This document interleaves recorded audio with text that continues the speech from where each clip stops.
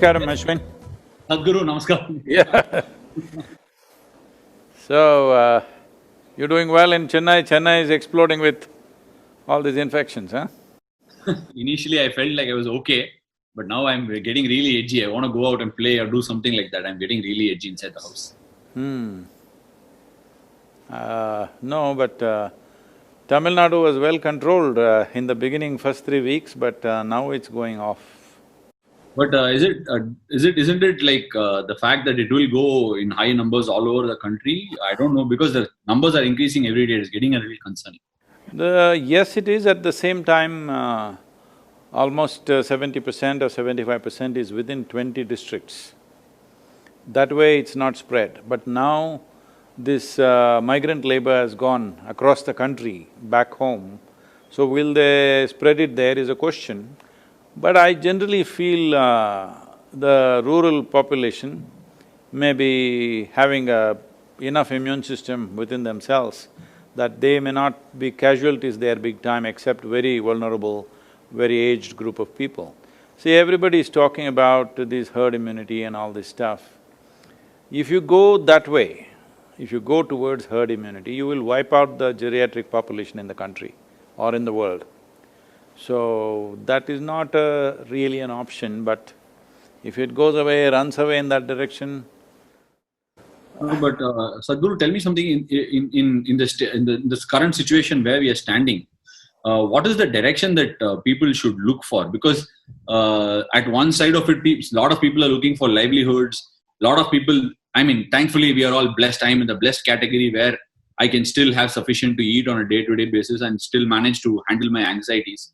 Then there are another set of people who are struggling to run their businesses. The economy is suffering. What is the answer to this? How long will people have to bite the bullet? See, no nation can afford to close itself down forever, okay? We have done exemplarily well, actually. Over 65 days, we've been closed. I think with 95% pass mark, maybe 2 to 5% might have failed, but largely we've done that. But the nature of the virus is such, if there is one person left with infection, he will again start a new cycle. That's how it is, because even if you have been infected once and you come out negative later, still you're vulnerable to infection. That is what we are seeing. So having said that, it is… unfortunately, maybe in the end we only have to think of herd immunity, but that will be a terrible thing because our parents, grandparents will all get wiped out. That's what it means.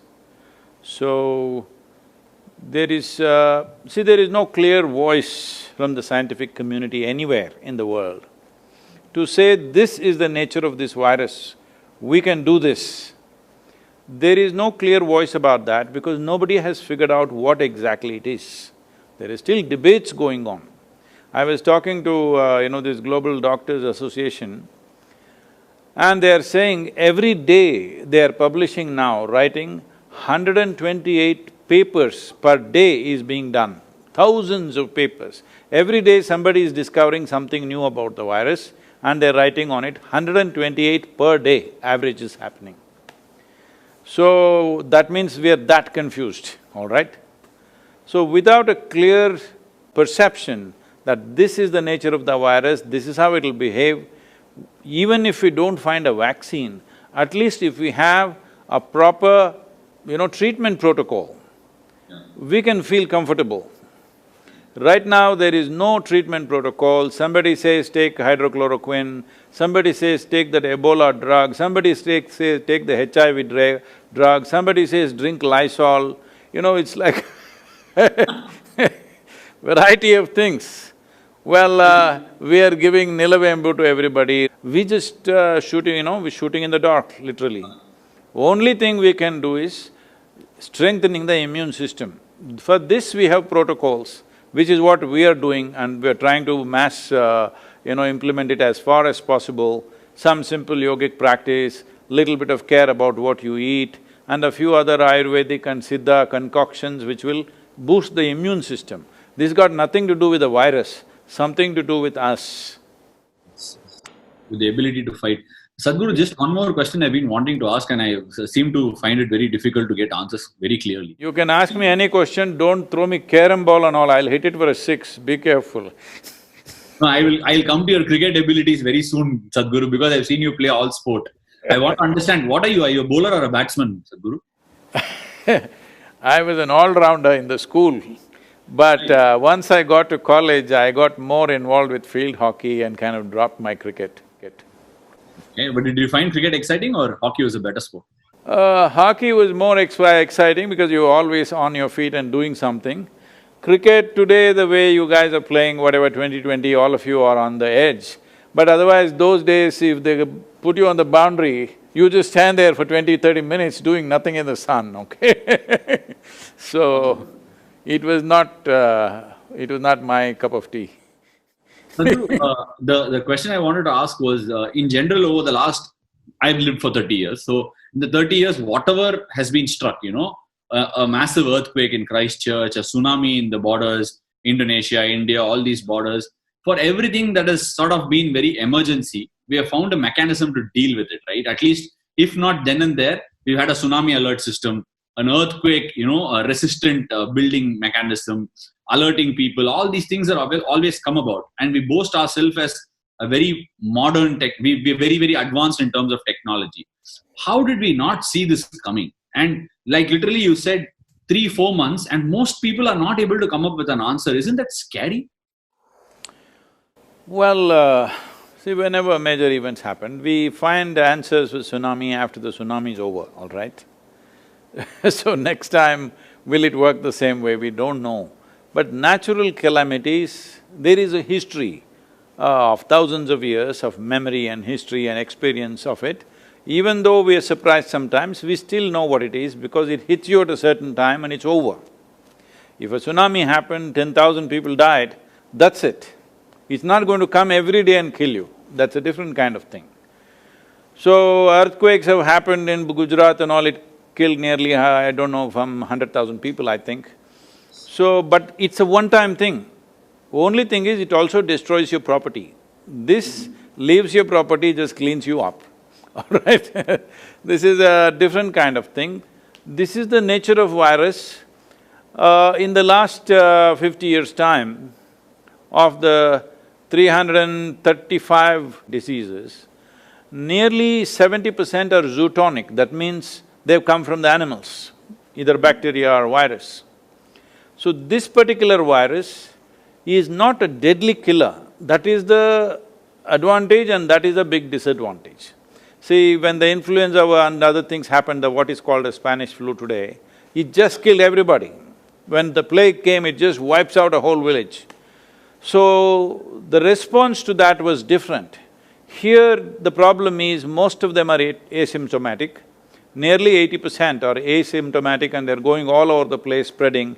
There's no sign of any illness. So it's like you're sitting, you and me could be carrying it and we don't know because it doesn't show any signs. That is the biggest problem, and it is largely aiming only at vulnerable population. It is not going for the general population. Below 1 year of age, infants, and over 65, 70 years, and in between, for some reason, if their immune systems are not strong enough, or if the exposure is too heavy, like medical personnel are dying, police are, unfortunately it's taking a toll, that is because of the level of exposure. So having said that, why we don't have an answer is, definitely there is something strange about this.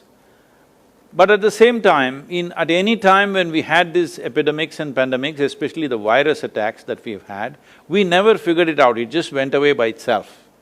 Because virus doesn't see you as an enemy, it is seeing you as a habitat. So it is not interested in killing you. Probably in a few months, it will learn the nature of or the strength of the human system and adjust itself. Kind of mutate itself to a lower level of intensity where it can live with us. Right now in our bodies, millions and millions of, viruses and bacteria are living with us right now. For example, tuberculosis for example, if you take it, Right now, India has set a goal by 2025, we'll get rid of tuberculosis. The basic test that is done for tuberculosis around the world is called Manto's test. If you and me go for a test, any Indian goes for a test, we will all show positive. We all have tuberculosis bacilli, but we don't have the disease.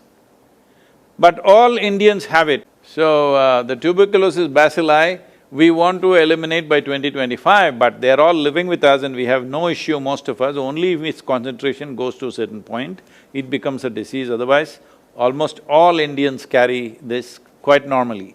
If the same level of bacilli happens to, let's say, an American or a European person, they will fall sick. We are not falling sick because we have lived with that for so long. So that is what we are looking for as a solution, that's what herd immunity means, that at some point we may get used to the virus. But before that, how many lives will it take? This is not a decision that you make, it may go that way, unfortunately. Okay, an interesting question I've been wanting to ask you for a long time, Sadhguru. This thing where you speak about Ramayana, Mahabharata and all our so-called mythology now, everybody has a different connotation to whether it happened or didn't happen. No, that argument is only in Chennai. Whether it happened or not. These are beliefs, I do not want to get into it, but you said something very interesting when it came to all these epics or mythologies, however you seem to believe. You said there is so much to learn rather than testing the authenticity of whether it happened or not happened. Right. Do we have anything tracing back to those times in order to deal with such a situation that we are in right now? See, the advantage that those times had was the concentration of population has never been like this, okay? So if it did happen, let us say it happened in Ayodhya, it would not come to Chennai for sure. Only Rama came, he should have brought, but 14 days quarantine would have happened by the time he walked down. He walked through the Ram Setu dam the thing as well, so it must have gone there as well, not a problem. No, by the time he walked from Ayodhya to Tamil Nadu border, more than 14 days, so quarantine was over. And he must have traveled, he must have walked through, right? Yes, by foot. So it would have taken months, so by then it was over. It's because of air travel. It is essentially because of air travel, so quickly it's across the world. Right. In fact, I felt like I came into India from New Zealand in March when the virus was actually hitting through the Singapore and the Chinese region and going into America and all that. At that point of time, it didn't feel like all of us were sitting inside the zone of saying, you know what, it will not happen in India. There is so much heat. There is so much, in fact, rightly put, so much ignorance amongst the people. Sometimes we believe we shut our eyes inside a closed room and believe there is nothing happening wrong. Even today, I was talking to a couple of my cricketing colleagues and they happen to say, it's become normal. We have to deal with it like cold and fever. We are not yet there, right? No. See, young people may deal with it just as cold and fever. That too if they're, if they have a sturdy constitution. But that's not how it is. People are just falling dead all over the place. When nearly 500,000 people have died, you can't say it's cold and fever. But at the same time, every year, influenza in America kills 50,000–60,000 people, like this. But this is not going to pass like that virus. This can continue and come back in waves and waves. It is possible, but we still don't know. I have a gut feeling in India, by mid-September, towards the end of September, it will be largely gone and our economic activity will be back to normal. It may not be where it was a few months ago, but in terms of activity, it will be back. But I have no data, not an iota of data to support my gut feeling. There's no data. No, gut feeling is the best feeling that we all can have in terms of reassurance. But just on another note, Sadhguru, I saw some article and some video where I'm sure you're aware of Leonardo DiCaprio, who's doing a lot of things with regards to climate change. He had put out a tweet and an Instagram post saying a lot of people who have been affected by pollution over the years are tending to receive this virus in a very, very, detrimental fashion. is this virus in any way relation of what we have done? You said there is something funny about it. Any relation to what we have done to the environment and how we have, just polluted and populated it all over the place? Is it our doing? Population is definitely our doing. Pollution is also our doing. All right, is there any doubt about it? No. Anything other than that environmentally, how we have, not respected nature over the years? See, right now, one of the major reasons why people are dying because of the virus is hypoxia. That means not enough oxygen in the system, so lungs collapse after some time, whatever happens, other systems fail. In a way, if you're living in an Indian city, or let's say any big city, particularly Indian cities, in many ways you are heading towards hypoxia if you just travel on the let's say Chennai, Mumbai, Bangalore roads for 1 or 2 hours every day, in open, suppose your car is not air-conditioned and you're open, like on a two-wheeler or you're just walking, then definitely the oxygen levels in your blood will be lower than what it should be. So definitely you are moving into that vulnerable population region, maybe not necessarily, but you're in the direction at least, for sure. It may vary from individual to individual, but when you live in this kind of atmosphere where oxygen levels are low, carbon monoxide and other particulate matter is heavy, definitely your pulmonary system is not at the same level as it should be. So you are becoming a vulnerable population. Even now you're seeing almost 70% of the cases are just in 5-6 cities in the country probably, about 10 to 12 cities maximum. Rest of the country doesn't have it, the rural population doesn't really have it. And one more thing that I've constantly been telling in the ashram, everybody is practicing right now is to stay in touch with the earth. If you stay in touch with the earth, your immune system is always many times stronger than other people. So this is one of the treatments we do for all the patients who come. I must tell you this situation. We used to… earlier, now we are calling it Rejuvenation Center, but at one time we used to call this Isha Yogic Hospital. There was a hospital. So about 10-12 doctors from Michigan area, from the Ford medical system, they came here because they were very interested in the yogic hospital. So I couldn't meet them, they were here for about 3 days and I'm talking many years ago, like about 22 years ago or so. So they came and after the third day, it seems they got very angry, they called me in the morning and said, Sadhguru, their doctors are all very upset, they want to leave right away. I said, what is the issue? We said, we don't know, they're screaming and yelling. I went to meet them. Then I said, what is the problem? They said, you said there is a yogic hospital.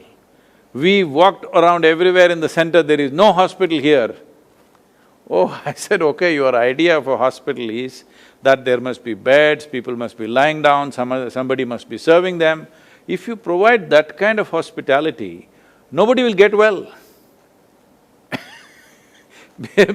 See, children always like to fall sick. How old are your children, huh?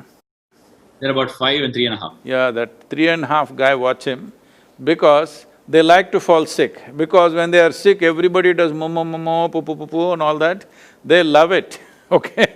Every child learns at an early age that if you are unwell, if you are miserable, if you cry, you get lots of attention. If you're happy, joyful, screaming and you're dancing around, you don't get attention. This is a thing that every family has to change. So I said, no, that's not the way it is. I had about 110 people on that day who are going through some treatments. I said, see, in this hospital, we wake them at 5 o'clock, 5:30 they have to be there for the sadhana, 8 o'clock sadhana is over, then I put them to work in the garden or in the kitchen or somewhere else where they have to use their hands and everything, and they may get little more rest than others, that's it, they're under medication and practices, but they have to be involved, and especially with the earth, they must be involved. Then I took them around and made them meet all the people who were working in the garden. Our patients were all working hard. So they will want to get well if you make them work hard, always. Because you said that you need to be in touch with earth, I'm asking this. There are two schools of medical treatment, it's not two, maybe more than that. But off late I'm getting attached to this sort of theory where the body knows to treat itself. Are we over treating ourselves because we get an influenza or a virus? Is there a tendency that we over treat our body and kind of misguide it? I would say I cannot comment about you as an individual, but as a human population, this generation of people, are we over-treating? 100%, we are over-treating. We are overdoing everything. In the sense, right now, the pharmaceutical industry is bigger than the food industry, I think. Am I right? It I must think be. it is. on becoming the biggest right now. Yeah. The largest industry is arms and armaments. Second largest is pharmaceuticals. The third one is alcohol and tobacco and these things put together. So one is a clear death, another takes you towards it, another pretends to get you back. Having said that, I am not trying to discount the impact of modern medicine. You and me are alive today, probably only because of modern medicine. Otherwise, small things could have killed us. Average life expectancy of an Indian was 28 years in 1947. Today it is 73 or 74, which is a significant achievement for the nation. But that's not happened without vaccines and things like that. Otherwise, anything, smallpox, this, that could have killed us. So, our life, we owe it to modern medicine, there's no question.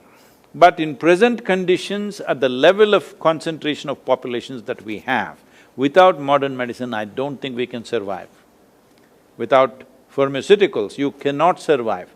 There was a time when people lived in nature, there was substantial space for every human being, then it was possible to just eat some leaves or eat some fruit or just fast for 2 days and get well, all this. Even now you can do if you're maintaining your lifestyle like that. But every day you're out in the town, meeting 1,000 people and mixing with people, then if something catches up, then you better take some medicine, otherwise it'll be risky. Sadhguru, another important thing as far as I was concerned, I was very enamored by the whole thing of cauvery calling, right? And you explained in detail about what cauvery calling is and how much of deforestation has happened, and we need to reforest them to get the land back. Water needs to be, the land needs to have the ability to hold the water on and all that sort of stuff. How far are we in the zone of rehabilitating? I know it's a long-term process, but how much have we made strides, Sadhguru? See, the significant thing is the Karnataka government announced subsidy for the farmer. For every tree, 125 rupees subsidy has been allotted. Not only that, for somebody who encourages somebody to plant a tree, he gets 5 rupees. Suppose you are the farmer, I make you plant 100 trees, now I get 500 rupees for this. So now we are training youth to be agents of change. So they can take this up like a part-time profession, that they meet the farmers in the local areas, because they know each other, they're related largely, they can talk to them and encourage them and may facilitate this stuff, because both will benefit. He will get subsidy, this guy will get 5 rupees commission for that. So this process is already on. This monsoon we were to go full on, but now we are like little slowed down. But still, I think in Karnataka we are planting about somewhere around 70 lakhs or 72 lakh saplings, which already farmers have been booked for. So this is a comprehensive thing, that it is a combination of trees so that the land rejuvenates. Right now UNCCD is very concerned about India because our soil is dying. See, when we say soil, we are just talking about largely 39 inches of topsoil. On an average in the world, there is 39 inches of topsoil. Almost all life happens in this 39 because of these 39 inches of soil. Tamil Nadu and southern India largely considered a blessed land because where we are right now, we have nearly 18 to 20 feet of topsoil, which is a fantastic thing. This is the reason why agriculture has been on here for over 12,000 years or so. There is history of agriculture, because in some places here, not so in southern Tamil Nadu probably, but in this part, western and northern part of Tamil Nadu, 15 to 20 feet of topsoil, this is extremely rich place that way. See, we may think Richness means we struck oil, gold, diamond, this one, that one. But for the next generation, if you want the next generation to live a rich life, when I say a rich life, I'm not talking about your stock market or your bank balance or something like this. Well, clean air, pure water, nutritious food, and life is throbbing within you, this is a rich life. Rest of it is just, accessories to life. The real life is in this, how wonderfully a man can function, a human being can function, simply depends upon how pure is the air, how clean is the water, how nutritious is the food that you consume. If there is no strength in the soil, right now nearly 42% of Tamil Nadu soil has been declared as fallow. That means it's becoming desert. So there is a whole movement to stop this desertification, but nothing much has happened on the ground. Too much talk has happened, conferences have happened, papers have been written, but on the ground, this is where cauvery calling came in. For that, so many people are protesting against that. Do you know this? They're all located in Chennai only. They are saying it's dangerous to plant this many trees. Can you believe that? They're saying it's dangerous. Before these people came or I came or you came, what was here on this land? This land was all trees. So how does it become dangerous to put back the trees? Simply because they're only looking at it in some way, because there is no money in this, that's their problem, I think. Because in every ecological thing, conference, go here, go there, there is money. Now action on the ground, there is no money, you have to spend from your pockets. So, nobody is interested in this. But Karnataka government has taken the policy changes very quickly and very, very responsive. On the ground, things will happen there for sure. It should have happened much larger. We were preparing for a very big during the monsoon, but now we've kind of toned it down a little bit because we don't know when it'll become safe for our volunteers to go village to village, meet people, do these things. We are not sure about that yet. It doesn't look like… monsoon is about to start, already pre-monsoon showers are coming here. So anytime monsoon will start pouring within the next week's time. So we are still not ready because we don't want to send young people out there and suppose somebody, these are all dedicated people, we don't want to kill them, they're willing to give their lives, that doesn't mean we can take their lives, all right? So because of that, we've slowed down a little bit, but still over 70 lakh saplings will go. See, we must understand this, the difference between this and afforestation is that this is going into farmland, private land. That means they will take care of it because it's their commercial interest. That is the fundamental difference that I've been trying to beat it into everybody's heads, but after talking for hours, in the end they ask, where is the land? Really, I've just been seeing in various places I've been going and speaking to people who hold responsible positions, after explaining everything for 1 hour, in the end ask, all this is fantastic, Sadhguru, but where is the land? The land is in the hands of the farmer. Only if you make it lucrative for him, you can put back these trees, otherwise you will only talk about it. We have a lot of this discussion on farmers, right? Every year, pre-monsoon, post-monsoon, we hear small stories of farmers committing suicides, farmers struggling to pay off the debts. All these things are a regular feature. But aren't these people that are the ones that are putting food on our plate? Should we, like, for example, say like an engineering or a medicine, where we put children into it, promote the industry and make it a bigger industry? Is it time for us all to invest and say our children must feel agriculture is attractive? Has the time come really? 100% that needs to happen. If that doesn't happen, there's no food security for this country. Right now, we've taken some kind of rudimentary surveys. What I see is, not even 2% of the farm community want their children to go into farming. That is what it is. So in another 25 years, when this generation passes, who will grow food for you? Right now in this country, there are nearly 65% of the population who know how to conduct this magic of turning mud into food. Not a simple thing. But you're an engineering graduate, isn't it? I'll tell you, you come here, I'll give you 10 acres of good land, very fertile land. Grow 10 varieties of crops and show me, you will see it'll be a total failure. Even if you are an MSc in agriculture, still you will be a failure, generally, except a very few who come from that community, who know how to do this. Because the farmer looks illiterate, people think it's some silly thing to do. It is not, it is a very complex and very time-sensitive operations, the way it is done, the farming. Because the guy looks undernourished and badly dressed, we think it's something not important. You and me are eating only because of him. And it's not a small achievement, one of the greatest achievements of this nation is, we are managing to provide food for 1.4 billion people without any major imports of food. There's no any major import of food, actually, we're exporting a little bit, a few small things are coming in.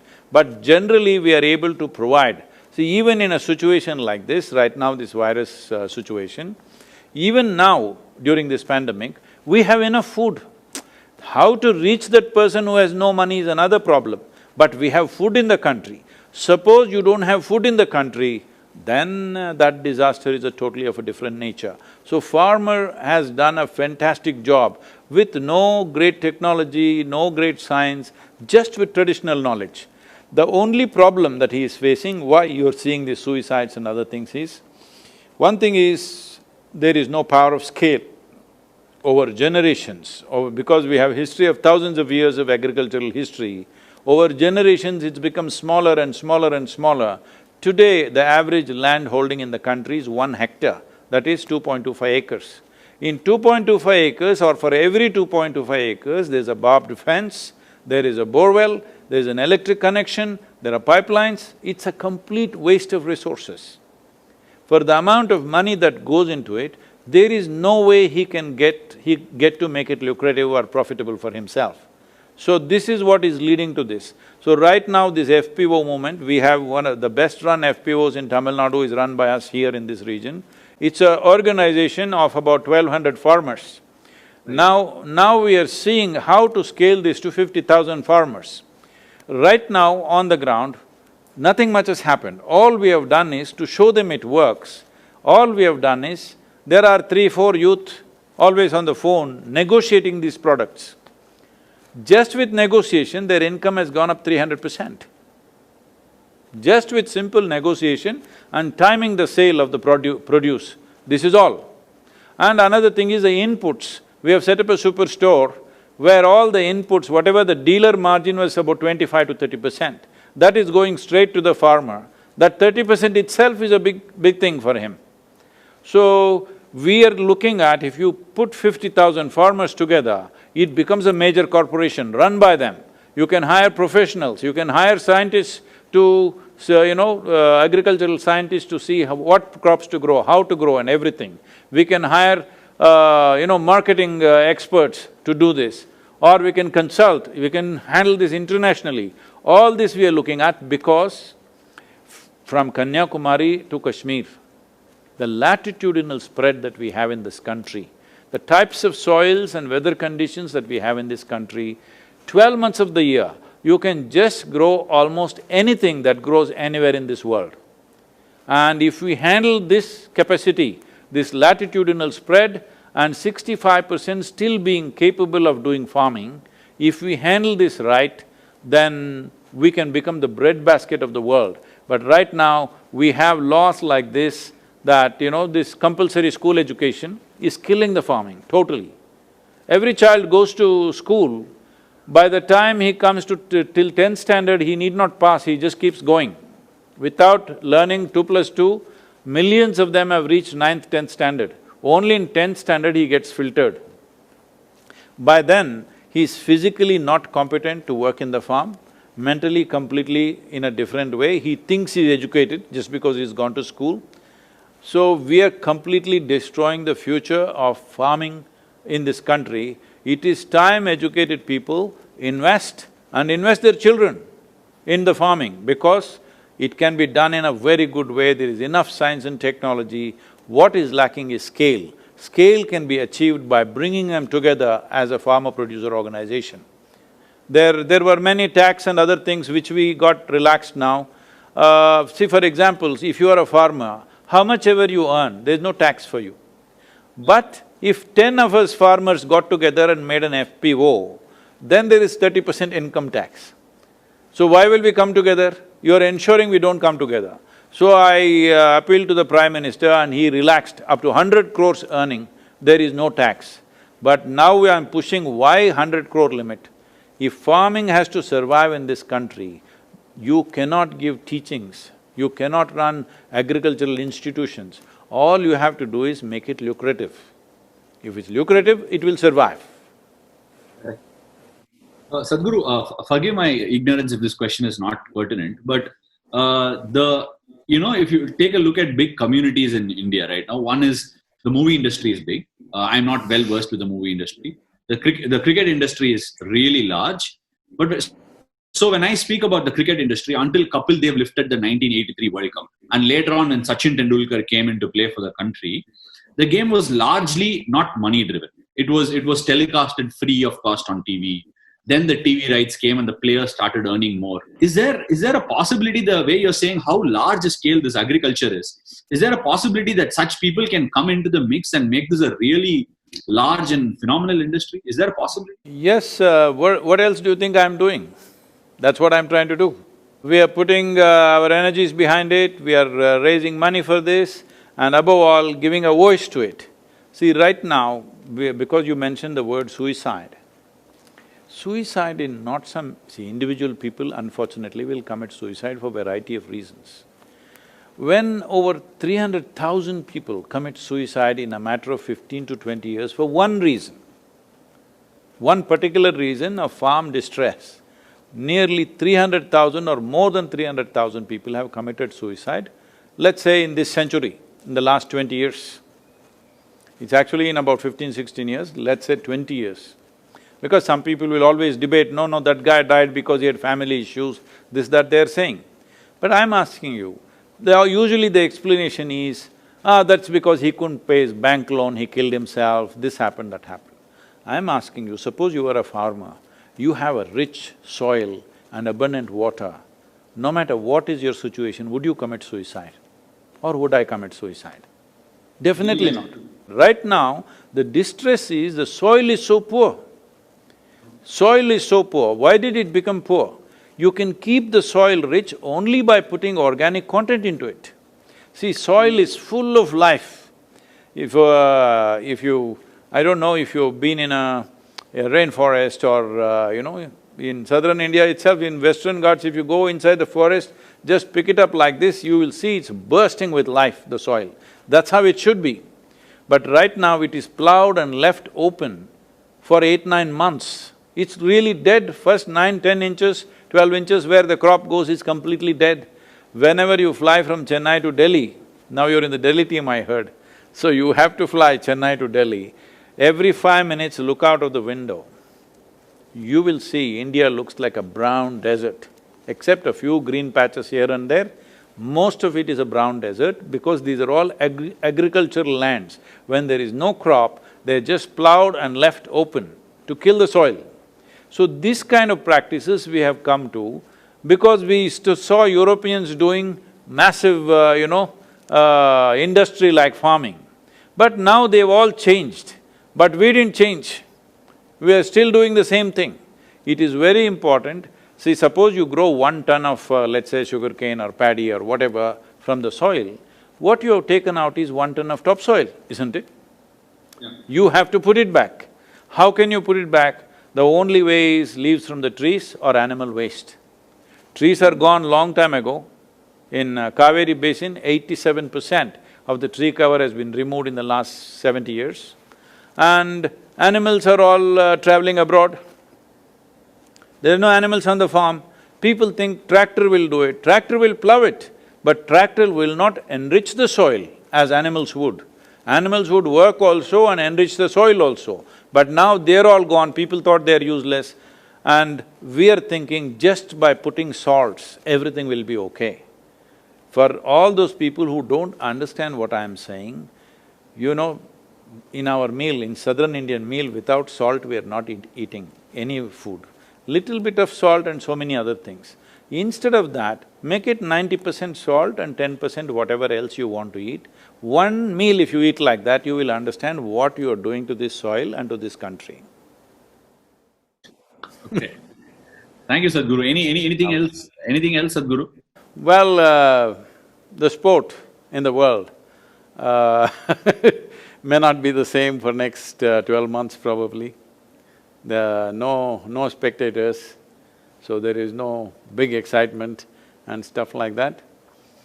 But I think this is a time we should learn to live with, because there is no point risking those people who are vulnerable. Risking their lives is not our business.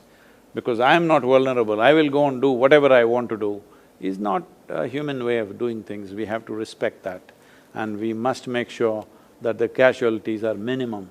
And at the same time, we must focus on putting this nation back on the track, whether it's economy or sport or culture, everything should come back as quickly as possible. We can't just be locked up forever, but in a very responsible and conscious way. Thank you, Sadhguru. It's been a pleasure. It's been a dream for me to do this. Thank you for honoring. Thank you so much. Namaskaram, thank you very much. All the best for you for whatever match is coming up. Thank you, Sadhguru. Namaskaram.